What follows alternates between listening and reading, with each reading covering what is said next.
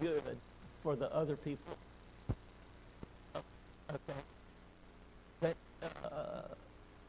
Daniel and Noah and Job could not bring about good for any other people of the land. Is it too loud?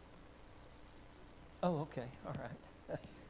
Okay, so that's the reference that we have in the Old Testament to Job. He's not mentioned anywhere else in the Old Testament. And then we have a reference in the New Testament. Anybody know where that is? What author referred to Job? What characteristic of Job is brought out about him in that verse? Yes, okay, that's right. The King James Version says patience. My version says steadfastness. This is in James 5.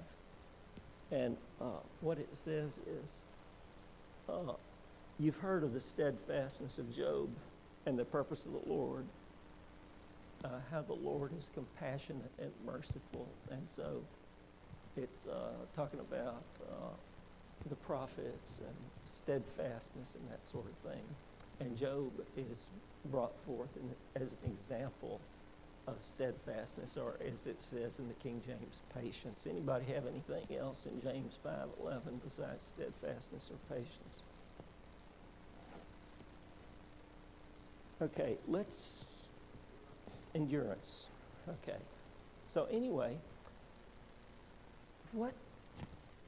there are ideas that are brought up about Job. One idea is, was Job like a person who was invented as a vehicle for this story? Was Job a real person, or was he not a real person? We know that Jesus told parables about people that we are certain were not real people. He made up these stories, I think. He talked about, maybe in Matthew 22, a king who gave a marriage feast for his son, and we have no reason to believe that he was rehearsing a literal story. But the reference that James made to Job and the reference that Ezekiel made to Job might make us lean in the direction that Job was a real person, because he was brought up as an example of patience in the book of James. Any comment about that, Pat?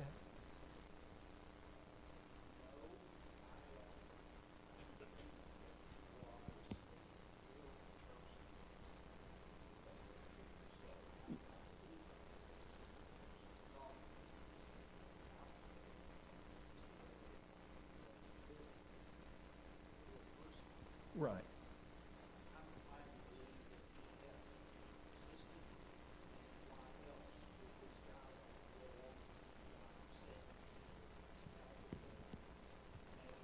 Right. Yeah. Okay, well, let's continue verses 6 through 12. Jordan, why don't you read those?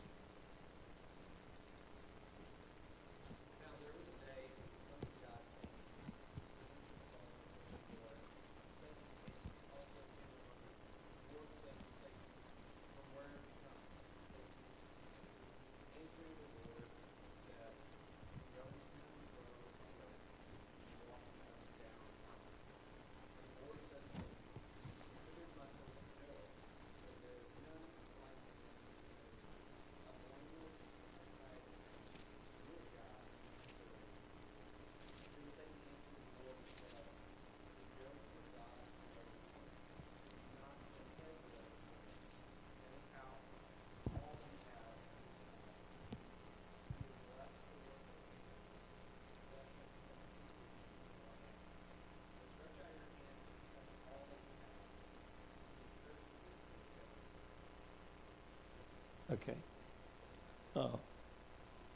So Satan went forth from the presence of the Lord. Let's see. Read verses 12 and read verse 12.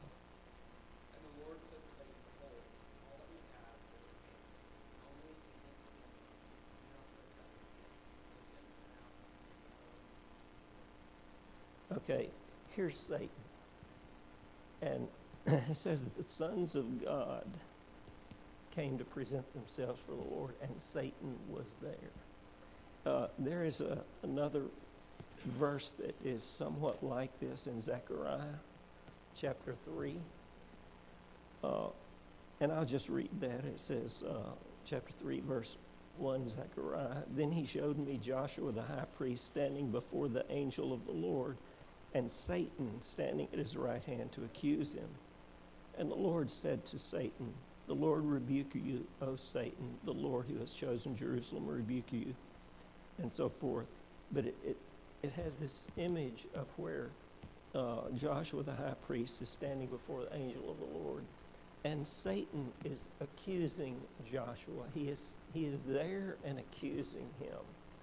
Now, Satan at this time appeared to be in heaven or in the presence of the Lord with the sons of God, whoever those are.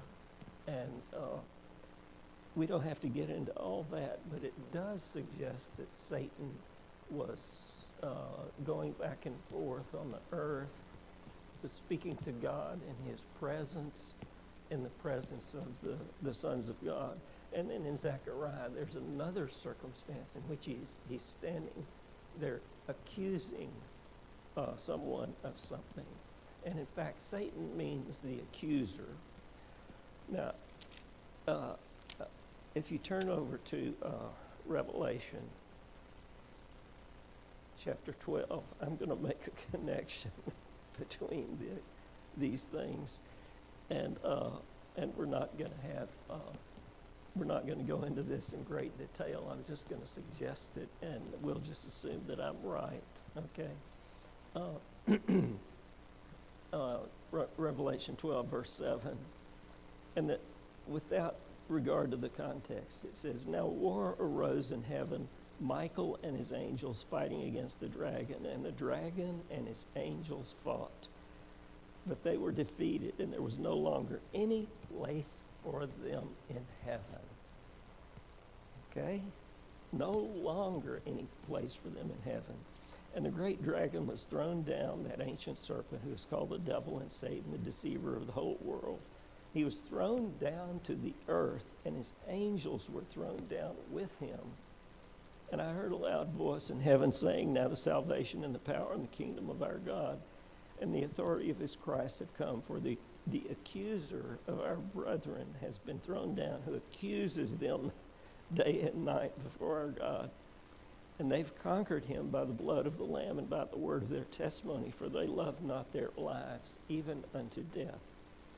And then, rejoice then, O heaven, and you that dwell therein. But woe to you, O earth and sea, for the devil has come down to you in great wrath, because he knows that his time is short." So we start out in the Old Testament era with Satan going back and forth, speaking to God in his presence. And then we have a situation in which Satan is thrown down to the earth. He's expelled from heaven and thrown down to the earth. And his angels with him. Now, in the Old Testament, there's not any example of demon possession. We have these descriptions of demon possession in the New Testament, but there's not one example of demon possession in the Old Testament. There is a statement that says that an evil spirit came upon Saul and he started to attack David. But I don't think of this as demon possession in the sense that it existed in the Old Testament. I think that it just said that it was just expressing that Saul was in a really bad mood, and he got mad at David. But think about this. Satan is in heaven. He's thrown down to earth with his angels, and we have a period of demon possession in the New Testament. Now, that's just sort of a historical allusion that you may think about, you may dispute, but anyway, there it is. All right, let's read verses 13 through the end of the chapter. Karen, why don't you read those? Job. Job 1:13 through the end of the chapter.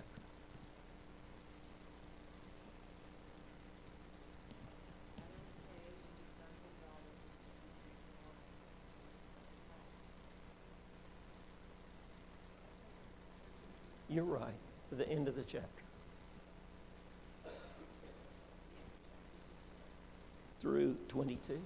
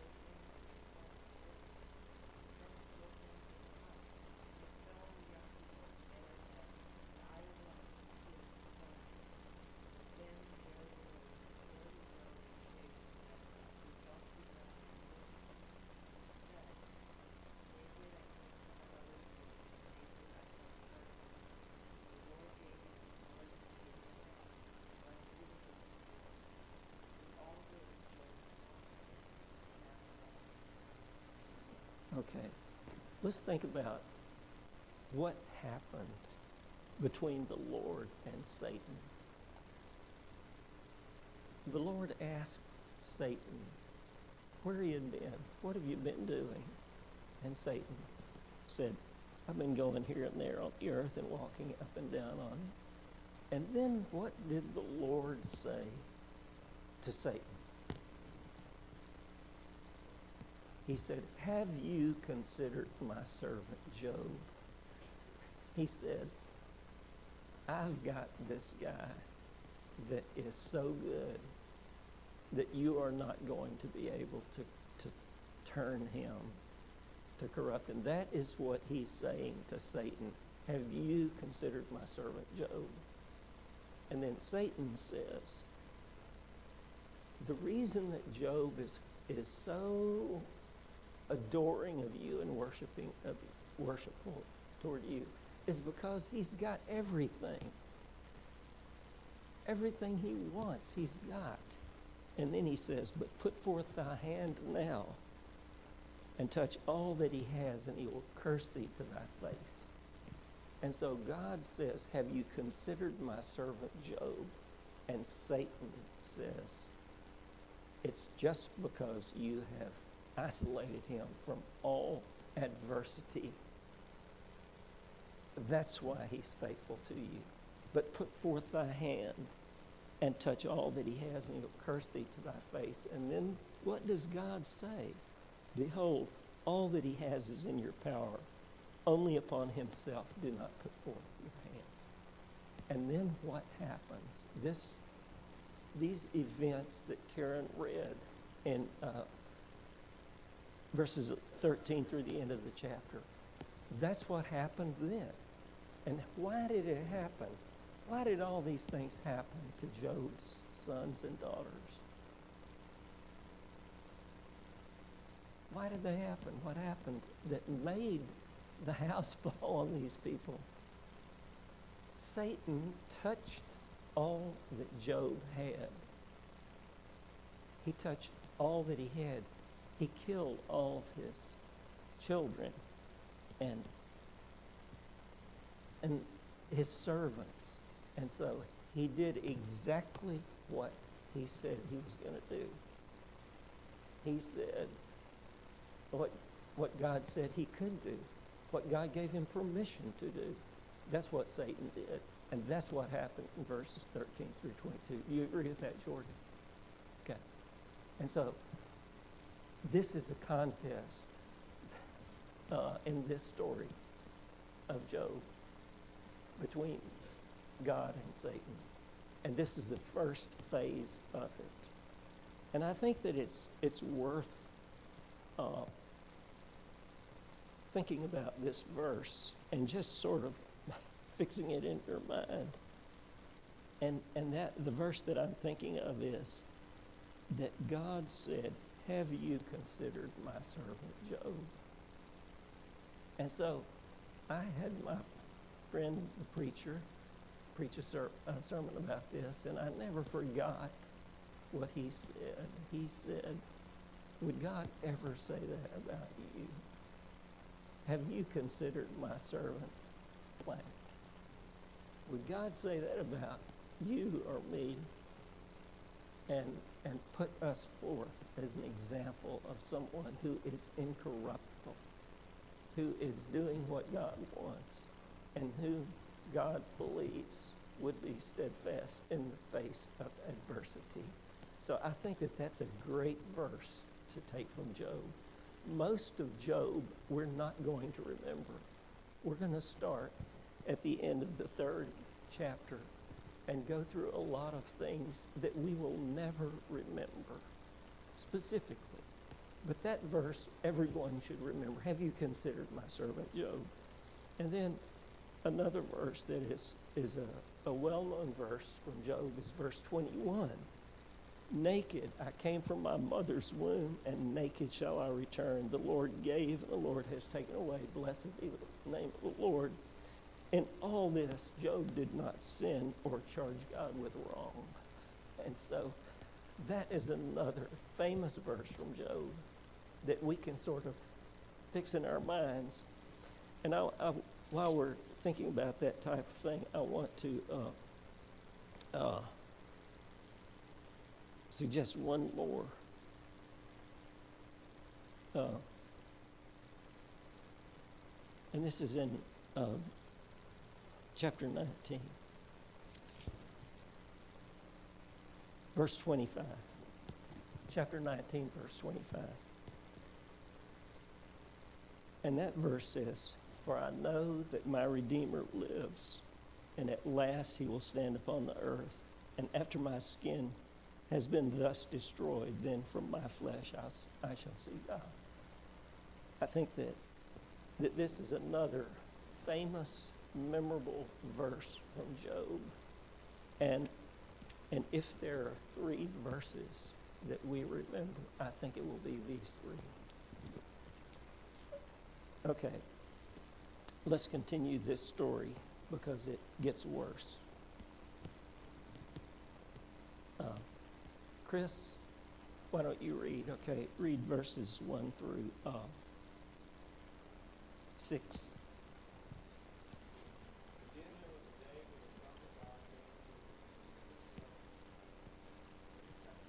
Yes.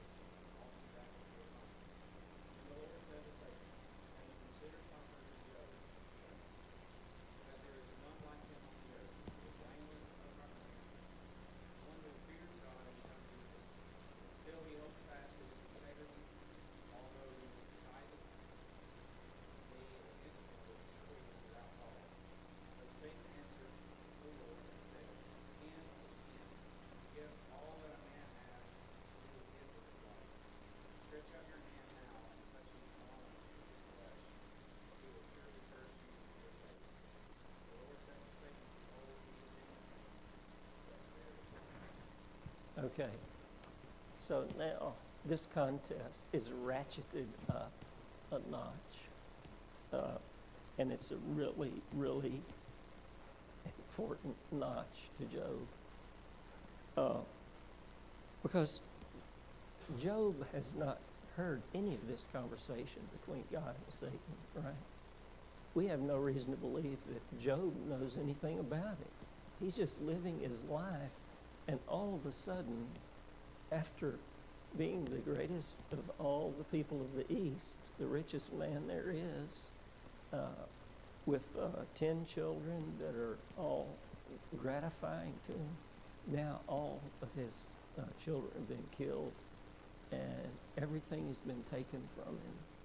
And now the Lord and Satan have met a second time. And God says this. Now, what comes to your mind?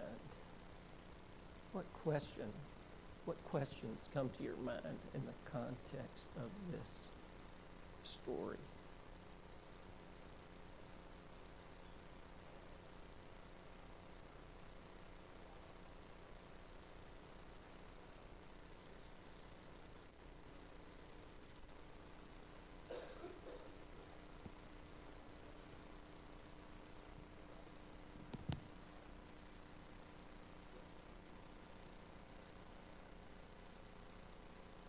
Right. Are we like Job?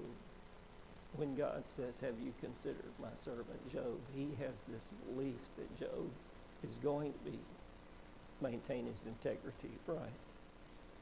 Okay, and so, right.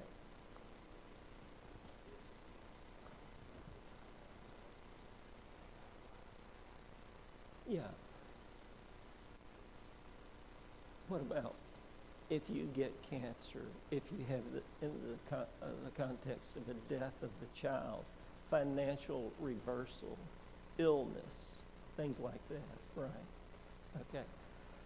There is this subtext, or this backstory that I think people have found disturbing. And the this story of God saying to Satan, okay, take away everything he has, kill all his children, give him a bunch of discomfort, and let's see what happens. That's what's going on here. And so, can anybody give any type of reflection on this? Mike, do you have any opinion? Or Karen?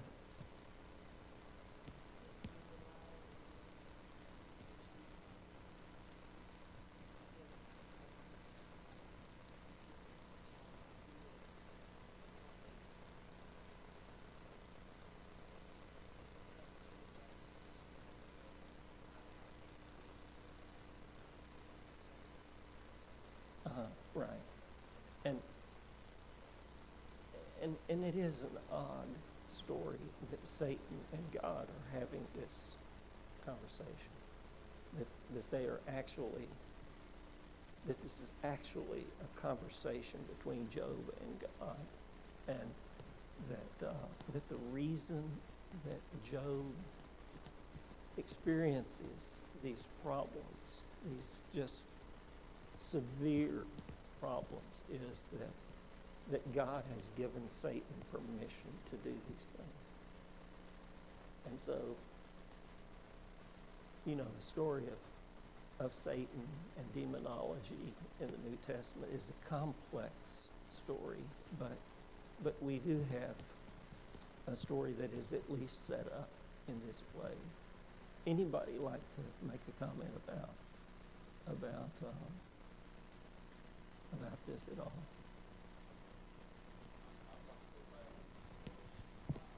Verse 5. He says he wants to go back to verse 5.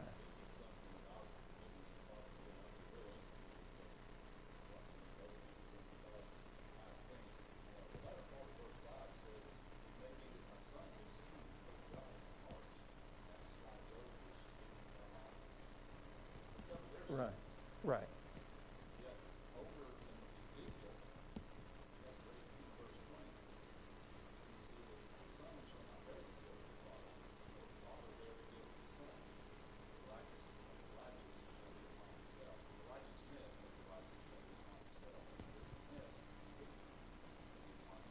Right.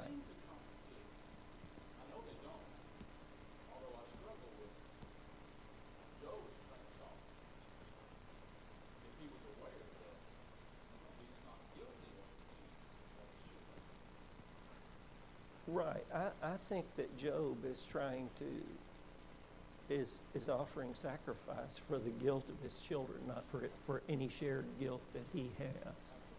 He read from Ezekiel 18, and this is that chapter that starts out with God says, why do you recite this parable?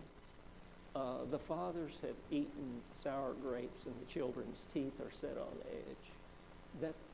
He says, why do you say this parable? And then he goes through this chapter, a very important chapter, where he addresses the idea behind this parable, that the fathers have eaten sour grapes and the children's teeth are set on edge. In other words, the fathers have done something wrong, and the children are experiencing guilt as a result of it. And then he gets around to that verse and several verses like it, that the son shall not bear the iniquity of the father, nor the father of the son. Each one shall bear his own iniquity.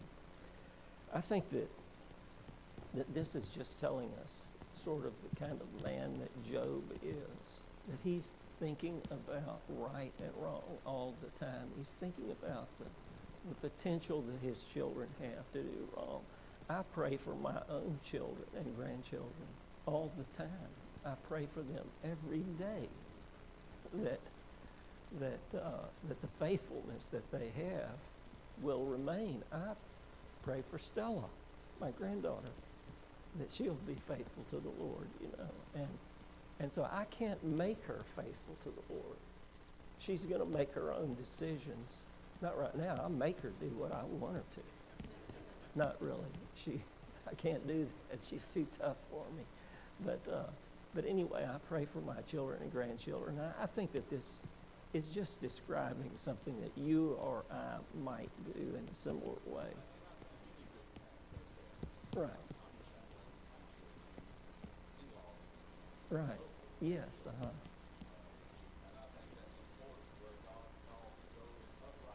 Yeah. Yeah. Yeah. Yeah. We don't know who told Job that offering sacrifice was a good idea.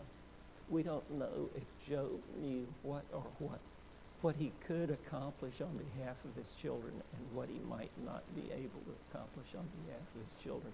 We just know that he was making a great effort to save his children and to keep them going in the right direction. And if they had cursed God, he wanted to somehow mitigate their guilt through a sacrifice, right? Okay. But anyway, now God has given Satan another degree of freedom.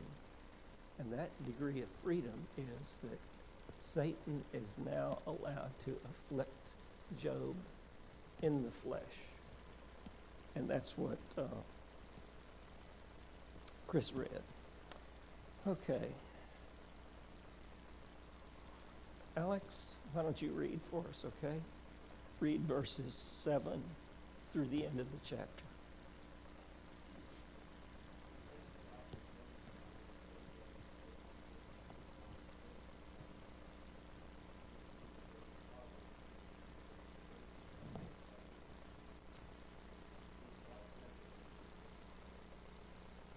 End of the chapter.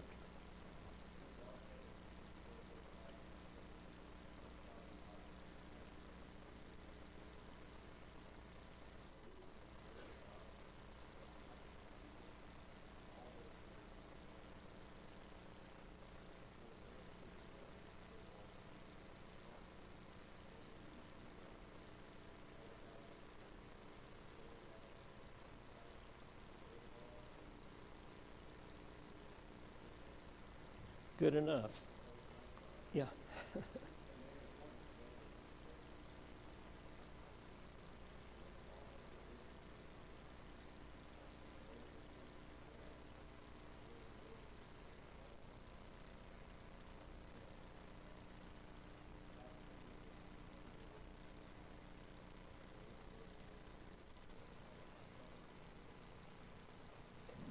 Okay. And so I'm sure all the women are thinking, well, that's just the way men are. You know, how can men console one another by sitting down for 7 days and not saying a word? But that's just the way it is, right? So anyway, now we have Job's wife here, and she's a character in the story, and we don't know anything about her. She has a couple of interchanges with Job as the story goes on, but what function does this wife perform in this story? What does she perform? What does she accomplish for the ongoing story? She sort of provokes Job to do what Satan said he would do. Satan predicted that if a certain thing really bad happened to Job, that he would curse God to his face. And so the function of Job's wife in this story is to seek to provoke Job to do what Satan wanted him to. And then also to provoke the response from Job, which we have here, where he says, "You speak as one of the foolish women would speak. Shall we receive good at the hand of God, and shall we not receive evil? In all this, Job did not sin with his lips." And so the function of the wife of Job in this story is to essentially take I'm not saying that she was acting on behalf of Satan. I'm saying that in the story, she tries to get Job to do what Satan wanted him to, and she gives him the opportunity to refuse to do that. So he refuses to do that in response to something that his wife said. If his wife had not been there, we would see a silent Job, enduring his trials. But in the story, we don't see Job silent. We see him saying something that explains his position.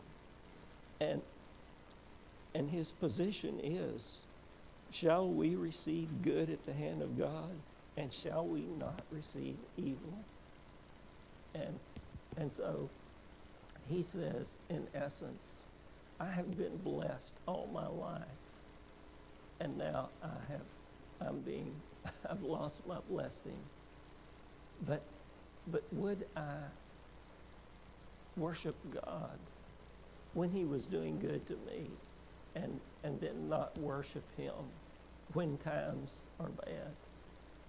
I think that's what he says. And it is his wife that gives him the opportunity to say this. And so now we come to the end of this, when Job is approached by his 3 friends to console him. Okay, any comments? Pat?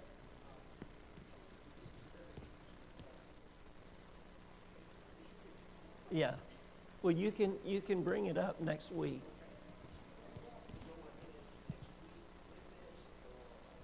You take over.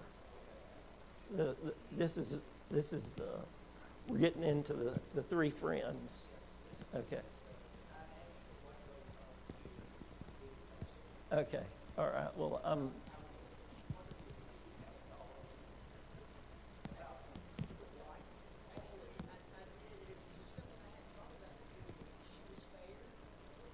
right.